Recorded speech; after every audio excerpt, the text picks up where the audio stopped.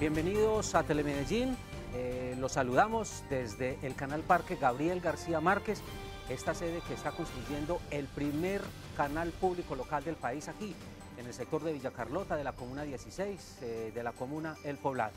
Una sede que el canal espera ocupar a finales de este año y que tiene muchas condiciones especiales. Una de ellas, lo que tiene que ver con la relación con el medio ambiente. Esta construcción buscará lo que se conoce como la certificación LEED. Es un estándar internacional, unos parámetros que luego se evaluarán para determinar si estos edificios que se están levantando aquí en el poblado cumplen con esos parámetros y se le entrega entonces un certificado que sería único aquí en la ciudad de Medellín y pionero también en Colombia. Entre otras condiciones, para poner un solo ejemplo, se aprovecha mucho la luz del día, la luz solar, por ejemplo, con los ventanales, de manera que eso disminuya el consumo de energía eléctrica. Desde aquí les presento a mi invitado de esta noche, el exalcalde de Medellín y nuevamente candidato a este honor, el del primer cargo público de la capital antioqueña, Alonso Salazar Jaramillo, que acaba de terminar su recorrido y de conocer estas instalaciones. Candidato, buenas noches, bienvenido. ¿Qué impresión le dejó la sede? Hernán, muy buenas noches, un saludo a toda la teleaudiencia. Me impresionó mucho. Primero, es un edificio muy grueso, muy lleno de espacios, pero me encanta ese tema de que es también muy público. Muchas áreas para la gente y recuperar el entorno del vivero y que sea una tecnología verde me parece también. Yo felicito a Telemedellín por esta iniciativa, marca pauta. Que por eso que usted dice se llama Canal Parque, o sea, esto en realidad va a ser un espacio para la ciudad, aquí se va a producir televisión pública local, pero además va a ser un espacio que la gente podrá disfrutar. Creo que van a estar un poquito más cómodos, Sí, claro, también. porque en esa sede del tránsito les ha tocado, de verdad, de manera heroica sobrevivir estos años, así que vendrán al cielo con este edificio. Vamos entrando entonces en materia en el diálogo a propósito de la aspiración a la alcaldía de Medellín, conociendo un poquitico de usted, que es de alguna manera un inmigrante, una persona que llegó a la capital antioqueña desde el departamento de Caldas, que armaron corotos familiares y se vinieron para esta ciudad. ¿Usted se considera una víctima de la inmigración o un beneficiado de esa inmigración en la medida en que salió de su pueblo pero llegó a una ciudad como Medellín? No, hombre, muchos de los que llegamos a la ciudad de manera voluntaria, pues por decisión, por ejemplo, en mi caso de nuestros padres, la perspectiva de la educación. Yo digo que nosotros somos de la generación de la bonanza cafetera. Fue un momento exacto en los que tenían cualquier pedazo de tierra, que el grano llegó a unos precios internacionales cuando existía el Pacto Internacional del Café, y entonces eso le dio al aliento a, a mis familiares y a muchos más de venirse a Medellín, a pesar de que estábamos en un pedacito de Caldas. El referente nuestro era Antioquia, porque Manizales y todo lo otro quedaba demasiado lejos. Y yo llegué a los 8 años a estudiar en Buenos Aires. El pueblito estaba muy perdido todavía, 4 horas, digamos, de camino de herradura antes de llegar a la carretera. Y ahí sí tomamos lo que se llamaba la línea o la escalera o la línea de escalera para llegar como la familia Castañeda aquí al barrio Buenos Aires. Con todos los corotos.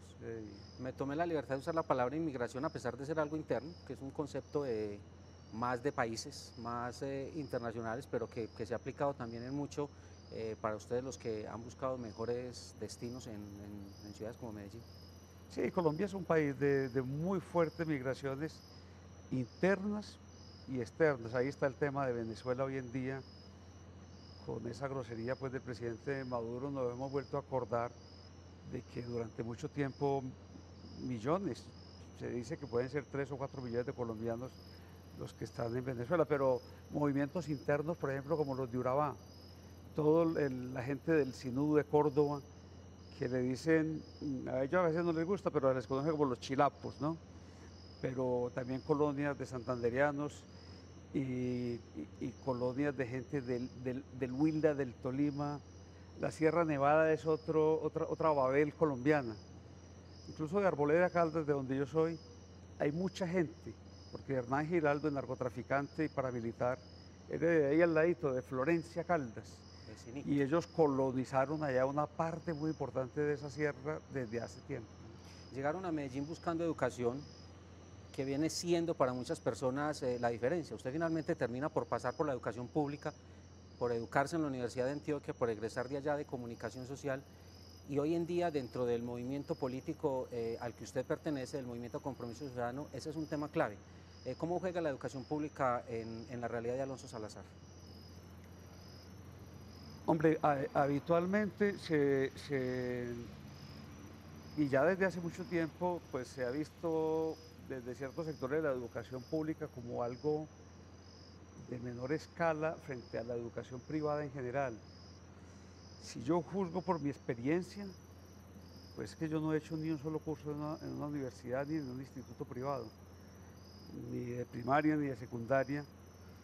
Yo veo que la gente de la educación pública sale con unas potencialidades, unos valores. Lo que pasa es que se compensan, uno en ciertos sectores sociales tiene que desarrollar otras habilidades que otros estratos no desarrollan. Entonces uno, como estudiante de educación pública, o como habitante popular también podría, porque eso va correlacionado, tiene una manera de habitar la ciudad.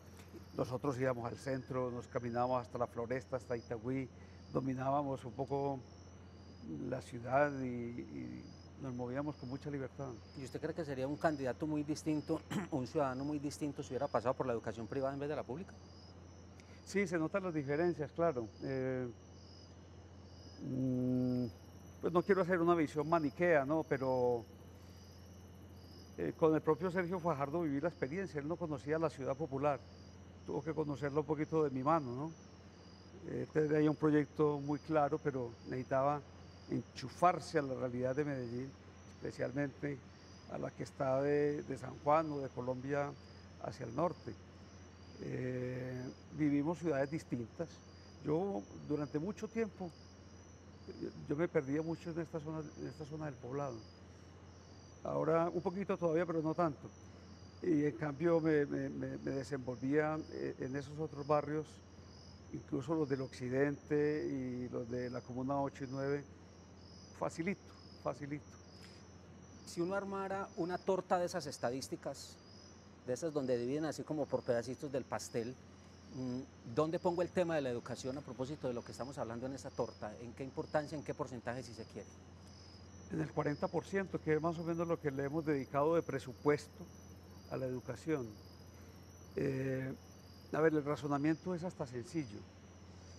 Ya hay una experiencia empírica que tiene mucha gente, que educarse ayuda a transformar las familias. Cuando una persona llega a ser técnico, tecnólogo o ya incluso un profesional, se ve cómo jalona familias.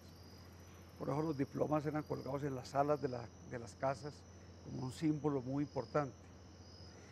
Pero aún más hoy que antes, la educación es capital. Si yo le doy buena educación a la gente hoy en día, a la gente más humilde, le estoy dejando capital para su desempeño social. Por eso cuando se nos retiran del sistema escolar, nos preocupa en exceso, porque el que se retira del sistema escolar se retira un poco del circuito que lo va a llevar a la formalidad y a un desempeño laboral eficiente, y nos toma la brecha de cierto marginamiento, de empleos precarios. Y yo creo que nosotros necesitamos salvar mucho a estos jóvenes que ahorita, el boquete donde lo tenemos, en 10º y 11, lo que llaman la media. Entonces hacer un esfuerzo para capacitarlos para el empleo. Incluso estoy analizando con los técnicos si podemos darles un subsidio para el refrigerio, para los transportes, y motivarlos a que se queden 2 añitos más en la jornada extendida y que salgan con un oficio. En esa torta ya me gasté el 40%. Lo invertí mejor en educación, ¿sí o no? ¿Qué sigue en porcentaje? Bueno, ahorita en el programa que viene puede que esas correlaciones cambien mucho porque vamos a buscar otras alternativas de financiación. Pero digamos que en orden, el paquete social incluye el tema de educación, el tema de vivienda. Yo aspiro a construir 40.000 viviendas. Eso es un billete grueso. Habrá que ver si tendré los aportes del gobierno nacional o no. De todas maneras, yo soy de la idea de que no me siento a esperar. Hago el trámite y voy varias veces y las que sean, pero no me siento a esperar si el gobierno va a dar algo para nosotros poder seguir avanzando, porque ahí morimos. Todo el tema de reordenamiento de barrios, eso va como en un tema del 30%. ¿Qué es reordenamiento? Los proyectos urbanos integrales. Ajá. Lo que se hizo en Santo Domingo, hecho en 12 de octubre, en la 13, aunque todavía nos faltan unas piezas allá, y también nos faltan unas piezas aquí alrededor del proyecto del tranvía en la comuna 8 y 9. Pero el tranvía es un buen ejemplo de que esa torta puede recomponerse en la medida que uno logra un crédito, ese por ejemplo de 500.000 millones de pesos, de largo plazo y muy blando, entonces uno lo carga uno exactamente al presupuesto. En esta administración, por ejemplo, tuvieron la adición de la venta de UNE, 1,5 billones, y también depende de los volúmenes finales que EPM aporte al plan de desarrollo, que aparte del 30% ordinario, a veces se le ha pedido o le hemos pedido para proyectos estratégicos adicionales y el Consejo los ha aprobado. Entonces, el presupuesto puede recomponerse mucho. Con esas 40.000 viviendas, dependiendo, pues como usted mismo dice, de asuntos nacionales, de subsidios y temas como esos, ¿no le da miedo comprometerse con una cifra como esa cuando de pronto su administración podría no estar en capacidad de cumplirla si le fallan los cálculos nacionales? Mire, lo que pasa es que cuando uno hace un plan de desarrollo, en primer lugar, pues mira qué recursos son propios, a qué recursos podría aplicar de la nación. Y le pongo un ejemplo en el que definitivamente no se puede esperar recursos de la nación. Mientras que Bogotá no tenga un proceso de construcción del metro y el cheque que el presidente Santos le entregó a Petro no sea, ¿cómo se dice? El cheque era grosero, no sea un cheque grosero. No era grosero, pero era virtual. Nosotros no, es inútil esperar que nos apoyen otros sistemas de transporte colectivos y la ciudad no se puede detener por eso.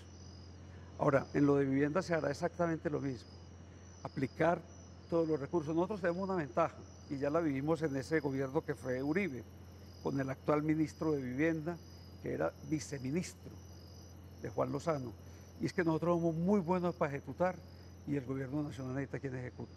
Entonces para ellos era un orgullo venir a inaugurar todos estos proyectos nuestros tan sólidos, cumplidos rigurosamente, con aportes reales del municipio de Medellín. Es que ellos también, cuando ya tienen un dinero para ejecutar, necesitan buenos socios. Y Medellín es un buen socio para ejecutar. Queda entonces la expectativa para la gente, que usted sabe que en ese tema de vivienda siempre se genera una gran expectativa. No quiero pasar a otro tema sin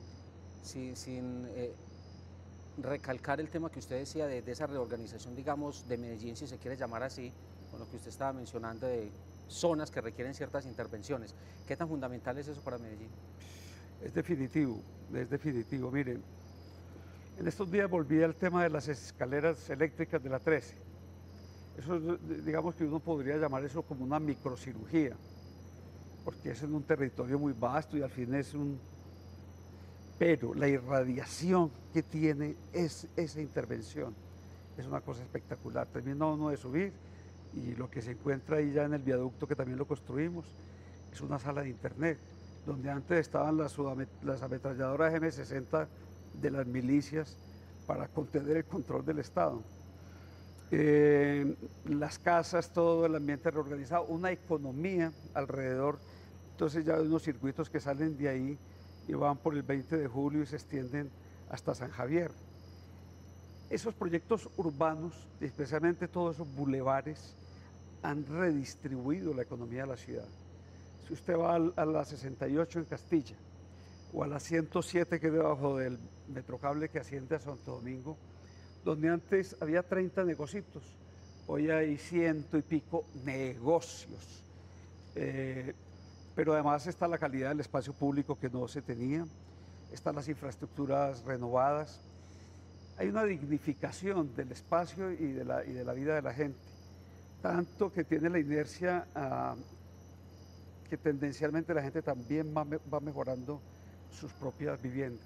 Cuando uno conoce cómo se mueve la administración, cuando uno ha sido alcalde y de nuevo es candidato y a uno se le quedaron cosas por hacer, porque es imposible que una administración se haga todo lo que uno quiere, y uno está metido de nuevo en una campaña, de pronto uno dice, los demás candidatos están vendiendo nubes, están vendiendo humo, están vendiendo globos en este o en otro tema. ¿Escucha mucho globo en esta campaña?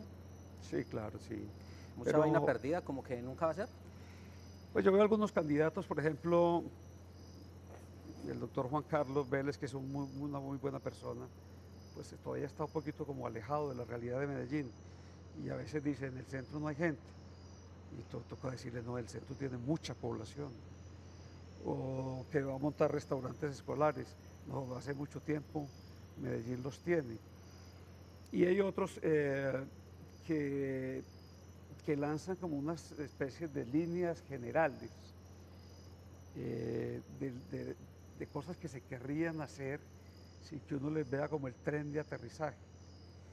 Yo pues, claro que la gente tal vez no podía esperar menos, pues hice un plan de desarrollo donde fijo, digamos, cosas mucho más específicas en casi todas las materias y cifras, y también, aunque eso no está publicado en el plan de gobierno que inscribí, hay un ejercicio de costos que sustentan la viabilidad de ese plan de gobierno que tiene que transformarse en plan de desarrollo.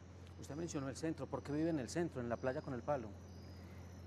Mire, yo viví primero en Buenos Aires con mi familia, luego mi familia como todos los que íbamos como ascendiendo un poquito a clase media, terminamos viviendo en Simón Bolívar, cuando estaba en proceso de poblamiento. Por allá al final de los 60. Al final de los 70. De los 70, perdón. No, mejor dicho, en el 75 por ahí. Pero yo desde muy joven me vinculé a trabajos con organizaciones, por ejemplo, Servicio Juvenil en La Salle. Entonces trabajábamos mucho en esa cuenca de la Santa Elena, en Villatina, en Santa Lucía, en Caicedo. Allá vivían dos amigos que eran líderes de esto, Javier Jaramillo y Marta Arango, y terminamos yendo a vivir allá como una especie de contacto, de aprendizaje social, y me he movido mucho en ese entorno. Después de Santa Lucía me pasé a Villatina, de Villatina me pasé a Villahermosa, donde vivimos con un colega que conocemos, Jorge Ignacio Sánchez. Después estuve en la Floresta con otros colegas, pero a mí el tema, el centro, esa zona me atrae de manera muy especial. Volvamos al tema de la campaña. Ha habido algunas denuncias suyas en los últimos días acerca de malas relaciones de algunos candidatos con personas que de pronto tendrían muchos cuestionamientos. Y entonces uno se acuerda de la campaña pasada para la alcaldía de Medellín, en la que usted tuvo ese enfrentamiento tan ácido con el candidato Luis Pérez. ¿Qué está pasando en ese tema durante la actual campaña para la alcaldía de Medellín? No, yo he sido muy claro. Yo no saco comunicados clandestinos ni videos anónimos. Yo hago mi debate de frente. Y yo empecé hace tiempo a decir que debíamos asumir un compromiso de no tener vínculos con herederos de la farpolítica, de la parapolítica, de la política, y que es una urgencia cortar el vínculo entre criminalidad y política que, por desgracia, en esta región ha sido muy fuerte. Hay específicamente una campaña en la que yo veo, o dos campañas, una a la gobernación y otra a la alcaldía, en la que confluyen más o menos los mismos socios. Y yo pues me doy la pela, entre otras cosas, porque lo creo que es un deber, diciéndole a la ciudad de Medellín, ojo, se nos trepa esta gente aquí al poder, porque han tomado unos municipios y los tienen como una especie de caja en la que la del mundo criminal y la de los corruptos políticos va circulando. Yo no me explico cómo en Bello, en un sitio que se llama Belvedere, empleados públicos que han sido de carrera tienen mansiones de 3.000, de 4.000 millones de pesos. No sé qué otras propiedades deben tener, muchas más seguramente, pero solo ese patrimonio tendrían que explicarlo. Ahora, el atraso de ese municipio es de cuenta de eso. Y lo que dije que más le molestó a la senadora fue que tenían arreglos con grupos criminales. Claro, eso es un solo paquete. Y ahora nos están amenazando a los candidatos de la Alianza Verde. Yo creo que eso hay que denunciarlo porque uno puede discutir en la sociedad cuántos kilómetros de ciclovía quiere, por dónde los quiere, hacemos este colegio aquí o allá, o el acceso al túnel de Oriente quedará mejor por este lado o por este. Pero no podemos discutir si el que gobierna debe ser honrado o no. Cuando usted habla de candidatos, uno a la alcaldía y uno a la gobernación, que no han sido capaces de romper con eso, estamos hablando de candidatos que básicamente tienen apoyo de partidos, llamémoslos tradicionales, del conservatismo, del partido de la U, del liberalismo. Han sumado muchos apoyos, sí. Exactamente ese de Gabriel Jaime Rico y Luis Pérez. Allí están todos los Suárez Mira, Roldán, los sucesores de Mario Uribe. Bueno, yo no tengo suficiente, él mismo se tomó la foto con todos. Es la clase política más tradicional, hasta ahí no hay problema, que sea tradicional no. Son herederos de parapolítica, hasta ahí no hay problema tampoco. Lo que pasa es que siguen activos en temas de corrupción y de cosas ilícitas, ahí sí está el problema.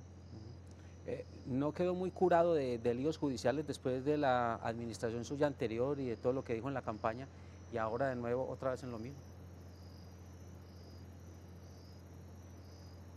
Bueno, ¿para qué se hace política? Sería la pregunta, ¿no? O sea, tocó.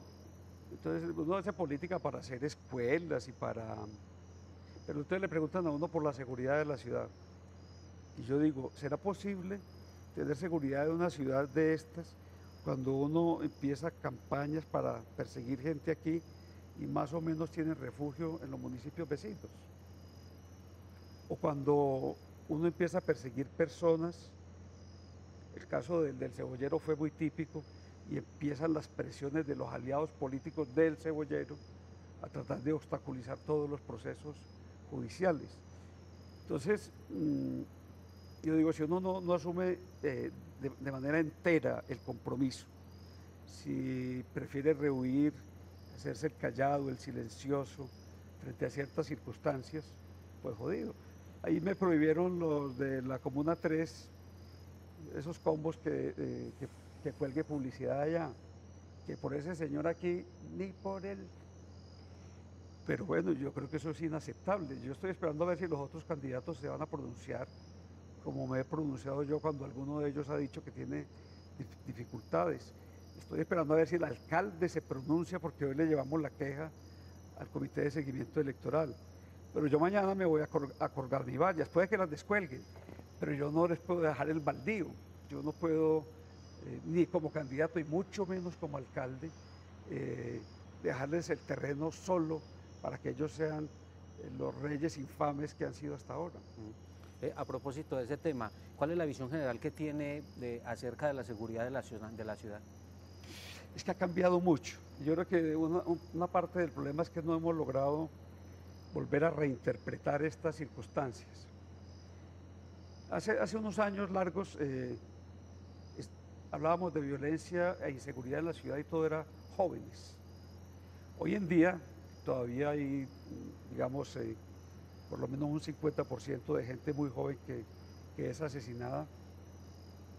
Y seguramente debe haber jóvenes utilizados, hasta niños, pero la estructura de los urabeños viene del EPL, se reinsertaron, viene de reinsertarse con las autodefensas y tienen doctorados y maestrías en criminalidad y son altamente sofisticados. Entonces ya no vamos a enfrentar las banditas de otro tiempo. Y lo mismo pasa con los que se llaman de la oficina. Es que uno va a capturar un jefe de esos y no tiene menos de 40, 45, 50 años.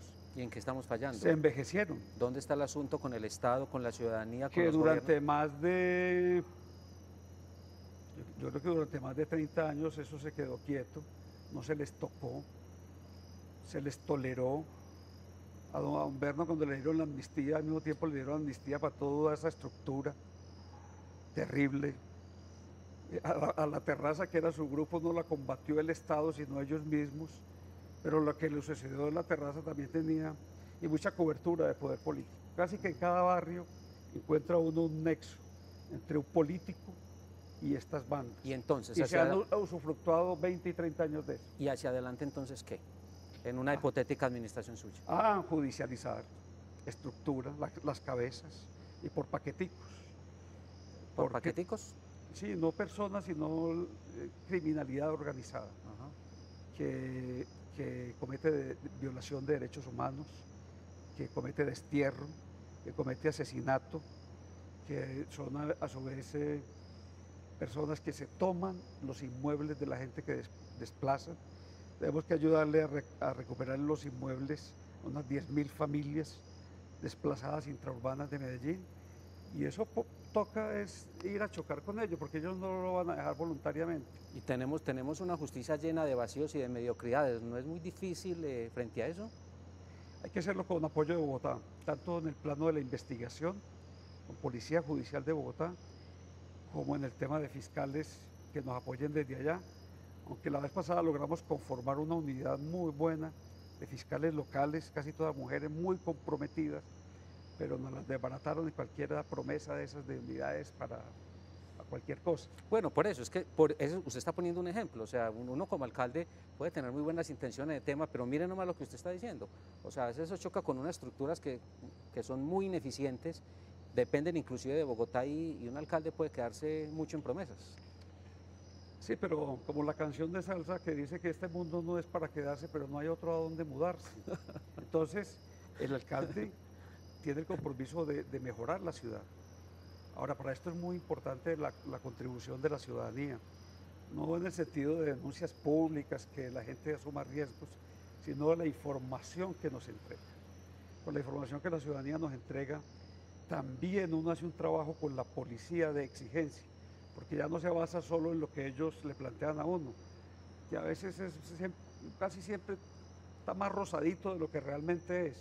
Entonces uno llega con su propia información frente al general, frente al coronel, comandante de estación en una zona, y ellos ven que uno tiene conocimiento, y hay que hacer los planes y ver entonces cómo se va a empezar a actuar. Ahora, yo sí quiero pedirle al presidente y al director de la policía, sea quien sea, que una vez empecemos, casi como con conteo desde cero, al mes y medio, 2 meses, que veamos comportamientos corruptos, desde policías de base hasta suboficiales, oficiales, me los cambien, pero muy rápidamente, sin esperar procesos.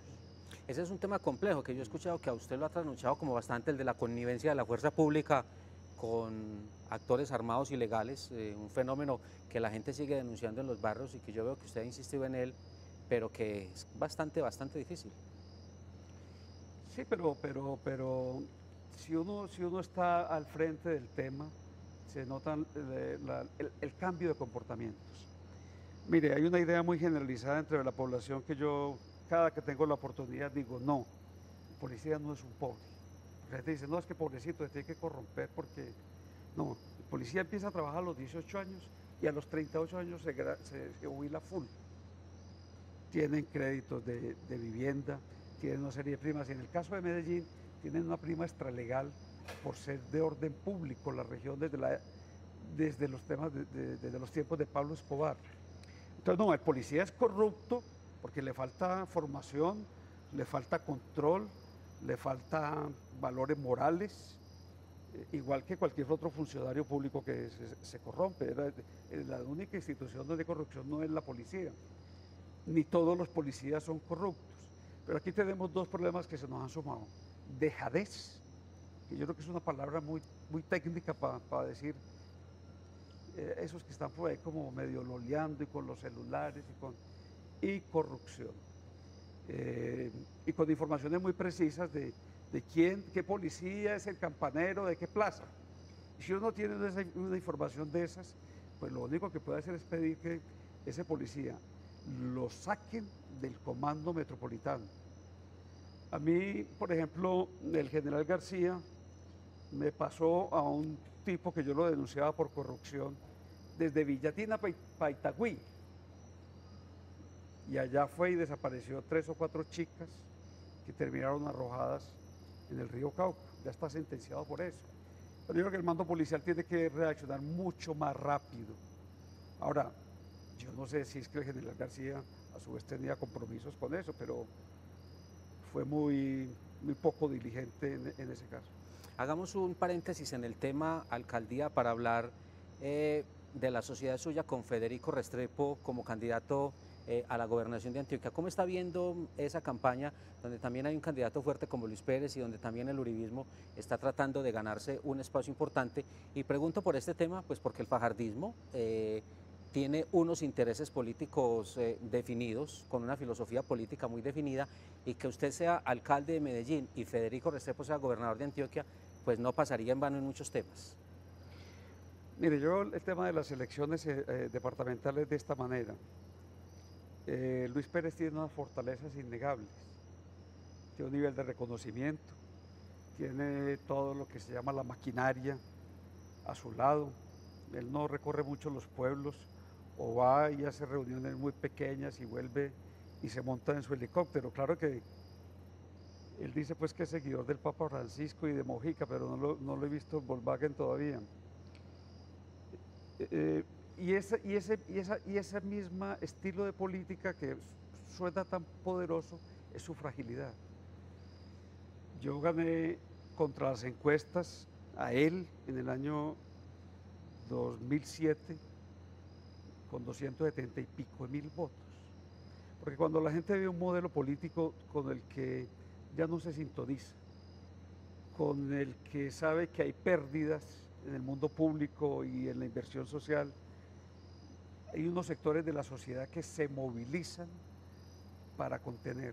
Yo le debo muchos de esos votos al señor Luis Pérez, desde luego, y creo que va a pasar algo similar, sobre todo que es que el 60% más de la definición depende del área metropolitana, y aquí tiene Federico Restrepo una oportunidad muy grande, con el prestigio además de Fajardo, con lo que contribuyamos nosotros aquí de afianzarse, de hacerse fuerte. Ahora estamos en una contrarreloj, puede que esté pensando con el optimismo, pero nosotros no hemos sido malos para hacer campaña, así que las encuestas internas que ustedes hacen, ¿qué les dicen? ¿Que Federico sigue subiendo, que Luis Pérez llegó ya al techo, o qué les dicen? No, pero yo eso no lo deduzco de encuestas internas que yo no he hecho y yo no conozco si Federico las ha hecho, pero las que dicen los otros movimientos. Tener una resistencia de 35, 38%, que es el caso de Luis Pérez, es muy alto, ¿no? Entonces hay que reactivarle la memoria a la gente de qué ha pasado con las gestiones que él tuvo. A veces se define como empresario porque no tiene otra manera de justificar los capitales que tiene. Otras veces dice que es un simple líder popular, que está vislumbrando un progreso. Hay que poner a la gente a que diga claramente de dónde tiene riquezas enormes que tiene. Ahí le plantearon que si presentaba la declaración de renta y más o menos se hizo loco, que sí, que claro, que eso toca, pero ojalá de verdad la presentaran para que la gente sepa que es imposible que una persona que toda la vida estuvo dedicada al servicio público tenga las riquezas que hoy tiene. En el panorama político, cuando usted fue alcalde de Medellín, a usted le tocó compartir su administración con Luis Alfredo Ramos como gobernador. Dos posiciones antagónicas, dos formas de ver la política y la administración pública muy distintas. Y sin embargo, digamos que ahí se fueron mal que bien. Ahí hizo cada uno su trabajo. En la medida en que uno avanza en estos temas de la administración pública, uno va entendiendo más como que Antioquia y Medellín necesitan un trabajo más unido, si se quiere, para que Medellín jalone las regiones. Pero usted es humano, y Luis Pérez es humano, y ustedes pues han tenido un enfrentamiento agrio, y así ustedes digan que podrían aprender a trabajar unidos en una hipotética administración del IDE usted, pues la cosa se ve como complicada. No, yo no creo. Yo trabajé con Luis Alfredo Ramos institucionalmente. Es que yo no tengo que ser amigo de él para saber que tenemos unas responsabilidades comunes. Y mire, un proyecto como el de Hidroituango, que se nos llegó a trancar mucho, fuimos capaces al final de concertarlo y pensar que en 2 años ya va a ser una realidad para las empresas públicas de Medellín, pero sobre todo para el país, que está necesitando que esos grandes proyectos entren. De resto, las esferas de departamento y municipio están bien separadas, ¿no? Uno puede coordinar cosas con los secretarios o puede hacerlas indirectamente, por ejemplo, con las alcaldías, como hice el tema de retorno a San Carlos. Fue un convenio directo Alcaldía de Medellín, Alcaldía de San Carlos. Entonces no creo que sea un obstáculo. Ahora, es curioso, si el señor Luis Pérez viene acá, yo me lo encuentro, lo saludo con la cordialidad que debe ser. Es que eso no es un problema personal. Lo que estamos discutiendo son asuntos de lo público y de lo político, pero no es cuestión de mirarnos feo. Pero ¿no? se trataron de delincuentes. ¿Ah? Se trataron como delincuentes. Él le dijo eso a usted y usted se lo dijo a él. Y son humanos. Sí, pero ahí está otra vez en la contienda. Por nada me toca otra vez volver a ser contendor de él. Las cosas sucedieron de otra manera. Y si él llega a ser gobernador, con él hay que trabajar. Eso es lo único que yo tengo claro. Ahora, que yo siga buscando que ese modelo político no exista en esta región, no sea triunfante, eso sí también la gente lo tiene que tener claro. ¿Qué tan congelado tiene el tema del Alonso Salazar, escritor? Pues estos 4 años trabajé mucho, pero estaba como en unas circunstancias personales un poco difíciles, entonces me faltó redondear un proyecto que lo tengo ahí. Sí trabajé mucho. En campaña no se puede escribir. Cuando se es alcalde, difícilmente, aunque hay un poquito más de holgura. Yo aspiro a terminar la campaña y entre preparar el plan de desarrollo, que esa es la tarea prioritaria, también tratar de ya ensamblar ese texto. ¿Y sobre qué tema es? Es un texto de la generación nuestra, digo yo, de los que éramos de la universidad, de esos años 80, de las turbulencias que nos tocó vivir, de la experiencia profesional en parte, porque me fui encontrando profesionalmente con muchas circunstancias que después se convirtieron en hechos trascendentes para la sociedad, pero al final tiene una reflexión y es: ¿cuál es la razón de matarnos? ¿Y por qué en Colombia mucha gente se cree buena persona y muchos le creen que es buena persona a pesar de que mata? Y así pasa con los guerrilleros, así pasa con paramilitares, y yo tuve familiares en uno y otro bando, y de todas esas cosas hablo ahí. Suena de alguna manera como a una segunda parte de No nacimos pa' semilla, ese libro que lo puso a usted en el escenario público, si se quiere, que lo conectó de alguna manera con la televisión, con la época de María M. Mejía en la Consejería Presidencial para Medellín, y que lo marcó a usted, pues definitivamente, usted sería otra persona si no hubiera escrito ese libro. Sí, la vida tiene como una serie de cosas no pronosticables. Nadie quería publicar ese libro. Entre otras cosas, no era un libro como para hacerse comercial. Por eso lo edita el CINEP, que es una entidad social dentro del campo de estudios sobre la violencia que tenía en ese momento el CINEP, los jesuitas. Y lo publicaron con tanta prevención que tiene 2 prólogos hechos por ellos mismos, con una cantidad de advertencias de lo que ahí existe. Ahora, el camino que ese libro tomó, pues nadie se lo iba a imaginar. Y desde luego, si es definitivo en la historia personal, eso hizo que me conectara mucho con María Emma Mejía, recién llegada, que participara en todo ese proyecto de ella que yo valoro mucho, casi como una antesala de grandes cosas que luego fueron pasando en la ciudad. Y de todas maneras, yo nunca fui buen periodista para el diario. Yo admiro mucho a la gente que hace periodismo diario, eso requiere una agilidad y algo que yo no tengo. Entonces luego me dediqué a hacer esos proyectos de periodismo que se publican en libros. Entonces allá hay unos clandestinos, hay unos que de pronto se hacen famosos. Yo, por ejemplo, quisiera que fuera mucho más popular el de Luis Carlos Galán que el de Pablo Escobar. Pero bueno, uno escribe y la gente decide. De las críticas que le han hecho a su administración, ¿cuál cree que es la más injustificada? a su anterior administración como alcalde? Es que no tanto criticaron mi administración porque en ese aspecto no encontraba mucho argumento, sino todas estas campañas de mi supuesta relación con los paramilitares, del alcoholismo. Todo eso fue un factor muy perturbador, porque era una alianza entre estos paramilitares y algunos políticos que tenían incluso el deseo, el sueño, y trataron de instrumentalizarlo, de cortarme el periodo.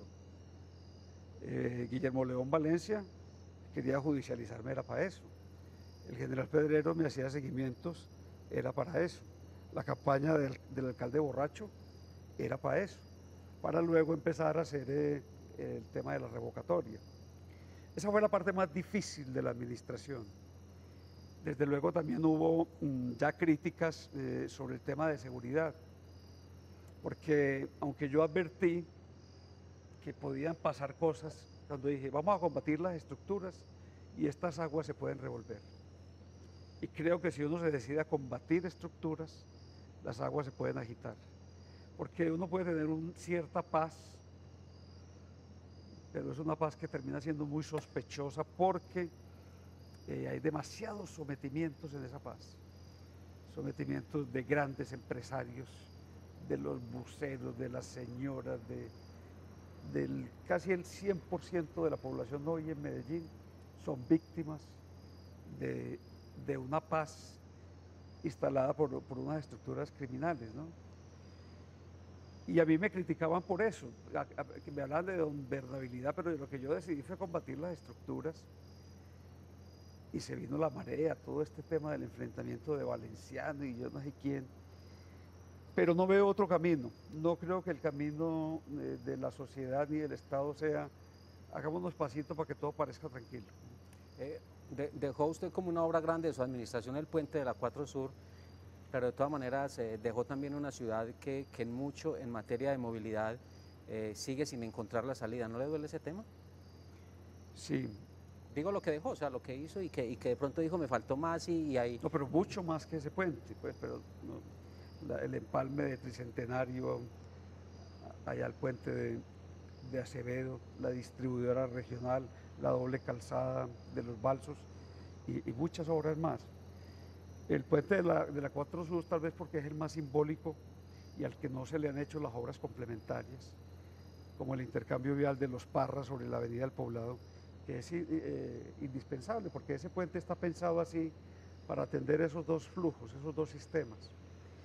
Ahora, en movilidad, creo que nos falta hacer mucho más simultáneamente. Bueno, también hicimos los puentes del sur con el área metropolitana, el inicio de todo el proceso de acceso al túnel de Occidente.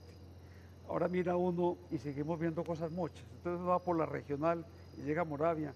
Yo creo que hay que hacer ahí por lo menos un viaducto que empate a Acevedo. Si va otra vez al sur, todavía faltan 2 puentes más para no hacer esas filas eternas. O sea, lo que usted dice es, usted logró hacer una labor, pero no se continuó. Se continuaron cosas. Yo creo que hubo cosas que esta administración no continuó, pero hicieron otras. Por ejemplo, todo el tema de valorización. Pero lo que yo quiero decir esencialmente es, Medellín tiene una trama vial muy pequeña y tiene un plan vial que construyó hace unos 30 años y nunca ejecutó. Va usted a tomar hoy la decisión de ejecutar y hay que tumbar barrios. Entonces es una cosa muy paralizante. En lo que vamos a hacer en este plan de desarrollo encontramos una longitudinal, un pedazo que todavía tiene terrenos disponibles desde la Mayorista, pasando detrás del Rodeo, detrás de Belén Rincón, hasta el sector de Simón Bolívar, por el 84. Y vamos a empatarla con la calle 10, que lo vamos a pasar por debajo de las pistas del aeropuerto, saliendo allá al suroccidente para empatar estos 2 sectores. En fin, hay mucha cosa que hacer en los empates generales. Vamos a estudiar unos deprimidos tanto en Colombia como en San Juan, en lo que van al occidente. Y volver a pensar proyectos tipo bulerías que hace tiempo no se hacen. ¿Por qué se dejaron de hacer?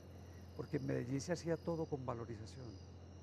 cuando alguien sometió valorización a votación, pues desde luego la gente dijo no, pero pagamos caro, digamos, el hecho de no continuar el desarrollo de infraestructuras. Hay que volver a empezar a buscar soluciones. 10 años para tener el acceso al túnel de Occidente. Entonces yo digo, le he propuesto a los gremios que nos formen un comité técnico como bien independiente, para que no sea la solución de Alonso Salazar, sino de un comité técnico de los gremios. ¿Cómo vamos a empatar el túnel de Oriente con la ciudad? ¿Usted qué tan bohemio se siente? Y lo digo pues porque usted mismo lo mencionó ahorita, sus enemigos políticos han dicho que cómo se va a votar por alguien que es un borracho, que se mantiene de arriba para abajo bebiendo y eso de alguna manera también puede contar en la campaña. Pero entonces yo le pregunto a la gente que me escribe eso, ¿cuándo me ha visto borracho? El que se encargó de propagar eso fue Job y contrató periodistas para eso, entre ellos a Álvarez Gardiazabal, al que yo llamé, y en una conversación que yo creí muy íntima y muy sincera, él me hablaba que yo hablaba como ebrio. Y yo le dije, yo tomo medicamentos antidepresivos y eso hace un efecto en el habla que puede confundirse. Me dijo, yo entiendo muy bien porque mi madre también es depresiva. A los 2 días estaba volviendo a decir que era borracho, porque él no necesitaba una razón, él estaba haciendo unos favores o estaba haciendo unos servicios que le estaban pagando. Y una parte también del periodismo de aquí de la región fue funcional a eso. Pero yo le pregunto a usted que consulte en estos últimos 8 años, ¿quién me ha visto borracho y dónde? Pues para que se sustenten esa... Era parte de la trama de Memí y de Don Berna, a la que fue funcional la clase política aquí. Los sondeos de opinión y encuestas y todo este tema, pues desde hace un tiempo le han venido dando a usted una posición interesante. ¿No le da miedo que eso lo convierta en sobrador, que hable como si ya estuviera listo o algo por el estilo?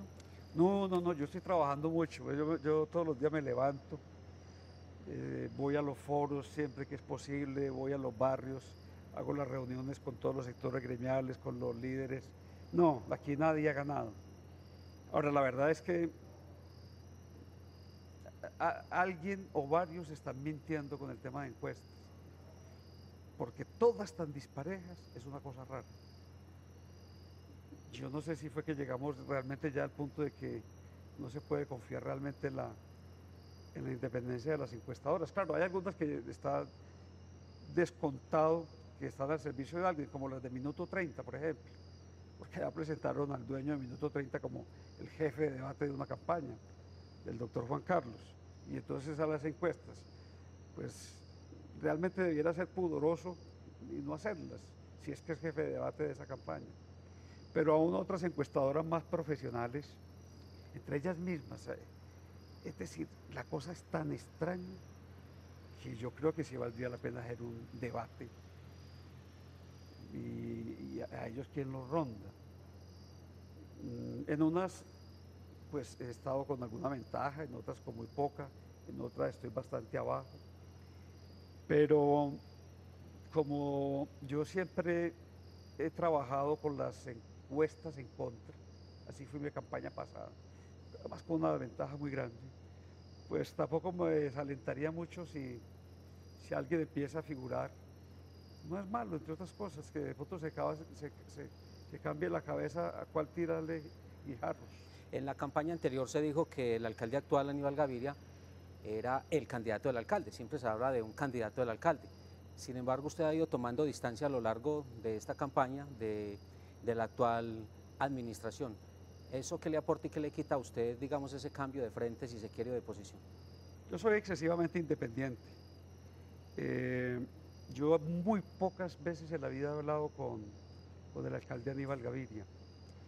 Yo nunca hablé con él de su campaña, aunque desde luego Sergio Fajardo estableció con él una alianza. Hay quienes dicen que yo hice lo que hice por la campaña, pero yo tengo que recordarle permanentemente a la gente todo lo que sucedió a lo largo de mi mandato y de mis denuncias, que no se redujeron a las que hice en el momento electoral. Ahora, ¿va a pasar esta vez lo mismo que esa vez? No sé.